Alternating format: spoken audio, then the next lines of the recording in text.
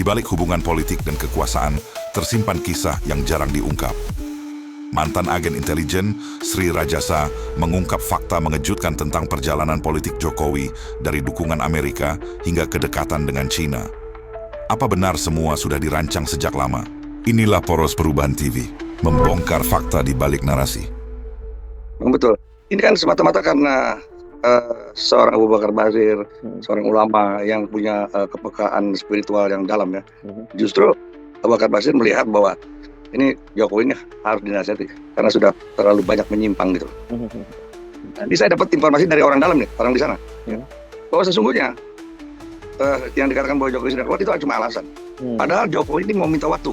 Jadi supaya ada waktu agar dia bisa memanfaatkan pertemuan ini, momentum ini kan, untuk dieksploitasi gitu. Seperti misalnya dia cip tangan, kemudian sudah ada foto. Kalau mendadak begitu kan susah. Makanya dia minta waktu sampai jam 1. Nah, sehingga pertemuan ini bisa dieksploitasi, bisa didramatisir seperti apa gitu. Nah, ini hebatnya Jokowi ini kan. Jadi pertemuan dengan Abu Bakar Basir yang merupakan inisiatif Abu Bakar Basir ya, telah dimanfaatkan untuk kepentingan politik Jokowi, mendapat sandaran kultural dan religius dari seorang ulama, dan ini akan mengangkat citra Jokowi di kalangan santri dan ulama gitu. Bukan alasan karena dia ada di luar rumah, bahkan Pak Abu Bakar Basir sudah menunggu 30 menit loh. Kemudian dikatakan Pak Jokowi di luar katanya, masih di luar. Itu saya dapat informasi dari orang dalam sana bahwa sebetulnya nggak begitu, karena Jokowi ingin memanfaatkan pertemuan itu sedramatisir mungkin gitu, sehingga bisa dijadikan bisa memberi nilai tambah bagi kepentingan politik Jokowi yang sekarang ini sedang dihadapkan oleh berbagai macam problem. Semua ini kan didasari oleh ya kan, bagaimana Jokowi mengakomodir kepentingan Amerika ya, untuk meredam radikalisme Abu Bakar Basir dan pengikutnya. Ini kan artinya bahwa Jokowi ini kalau kita bilang termasuk juga pelaku daripada ulama trafficking. Dia jual ulama itu kepada Amerika. Jelas sekali bahwa ketika Jokowi memerintahkan sangat kelihatan sekali bagaimana arah politiknya.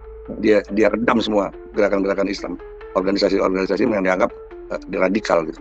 Bahkan saya mendapat juga dokumen yang menjelaskan bahwa bagaimana Jokowi bisa berkomunikasi dengan Amerika. Memang Jokowi ini pihak yang betul-betul garis tangannya bagus gitu loh Mas. Ya. Jadi ini semua serba kebetulan. Jadi bersamaan dengan terpilihnya Jokowi sebagai wali kota Solo, kan? Secara kebetulan di Thailand itu dinas intelijen Amerika dan Malaysia ya, bekerja sama dengan otoritas setempat menangkap seorang yang terkait serangan 911. Ridwan Ismudin ya. Dengan alias Sambali gitu ya. Sambali. Setelah dilakukan interogasi oleh CIA, ternyata ditemukan benang merahnya hubungan Sambali dengan Abu Bakar Basir. Ya kan pimpinan pimpinan pesantren Ruki di Solo. Ya. Setelah didapat temuan tersebut ya, dinas intelijen Amerika itu berkepentingan untuk ke Solo. Itulah ini berdasarkan bocoran dari dokumen WikiLeaks. Jadi pada tanggal 7 April 2006, 7 bulan setelah Jokowi menjadi wali kota, dia didatangi oleh 2 orang dari CIA. Ya, di antara ada Pierre Angelo dan David S. William. 2 orang yang meminta 2 orang yang meminta Jokowi untuk mengontrol gerakan radikalnya Abu Bakar Basir. Ini momen ini betul-betul ditangkap oleh Jokowi. Artinya gini, dia menyanggupi. Nah, yang lucunya lagi gitu, dia mampu akhirnya mendekatkan Abu Bakar Basir dengan janji-janji seperti apa yang dikatakan Abu Bakar Basir hari ini. Cobalah kuatkan syariat Islam di Indonesia, ya kan, terapkan dalam kehidupan berpemerintahan. Itu pada saat itu juga Jokowi dikatakan, dan Jokowi dengan mudahnya mengatakan itu akan dilakukan. Padahal terbalik kan, yang terjadi terbalik. Jadi memang dia selalu mencoba menyamakan frekuensi kan dengan pihak yang akan dia garap itu. Seperti dengan Abu Bakar Basir, dia samakan frekuensinya. Bahwa dia tunjukkan bahwa dia ini Islam yang kuat lah. Islam yang mampu menerapkan syariat Islam nanti ketika dia memerintah. Gitu. Nah, ini kan menarik buat Abu Bakar Basir. Sehingga ya kan, ini melunturkan bukan bentuk radikalisme, artinya meningkatkan kepercayaan Abu Bakar Basir kepada Jokowi gitu loh. Sehingga kemudian Jokowi apa yang dikatakan Jokowi selalu diakomodir oleh Abu Bakar Basir. Karena kebohongan Jokowi di awal bisa dibayangkan, duta besar Amerika pada saat itu duta besar Amerika di Jakarta ya kan? Itu mengirim kawat kepada Gedung Putih yang isinya apa? Solo from radical to heaven. To tourist heaven. Ya. To tourist heaven. Itu yang dikatakan itu adalah hasil daripada Jokowi kan. Karena ketulusan Abu Bakar Basir dalam berkomunikasi, dalam membangun hubungan dengan Jokowi, dia tidak melihat bahwa yang sedang dilakukan oleh Jokowi adalah bagaimana menjual Abu Bakar Basir ini untuk asing. Gitu. Amerika dalam hal ini ya. Sri Rajasa menilai, Jokowi memanfaatkan momen kunjungan ABB untuk kepentingan politik. Bahkan, ia menyebut Jokowi sejak lama punya hubungan dengan Amerika Serikat lewat upaya meredam gerakan ABB di Solo. WikiLeaks disebut membocorkan ada 2 agen CIA yang pernah menemuinya. Nah, dari kemarin Jokowi menekan keradikalannya Abu Bakar Basir, maka Amerika menyiapkan sebuah rencana besar untuk mengawal Jokowi menjadi pemimpin nasional di bawah pemimpin nasional yang bonekanya Amerika. Bahkan di sini juga disebutkan gitu bahwa siapa yang nanti akan menangani Jokowi, itu Luhut. Karena Luhut sempat dipanggil oleh duta besar Amerika dalam hal itu untuk mendampingi Jokowi. Nah, maka setelah itu didirikanlah PT Rakabu Sejahtera. Ya, di mana patungan ya, patungan antar partai. Patungan dengan anaknya Pak Jokowi. Ya, Gibran. Nah, yang jadi menarik adalah ya kan, padahal sebelumnya Gibran untuk membuka sebuah usaha catering saja, dia punya modal. Tapi begitu beberapa saat kemudian bekerja sama dengan Pak Luhut di PT Rakabu bukan Rakabu Sejahtera namanya, PT Rakabu Sejahtera. Ya. Itu penyertaan modalnya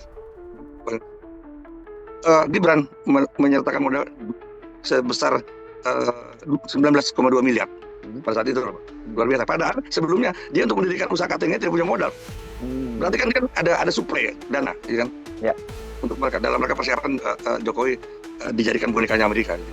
Kan kalau kita lihat bagaimana mereka memframing Jokowi kan, yang pada saat itu Jokowi selalu dikelilingi oleh para desainer kekuasaan ya kan, yang profesional.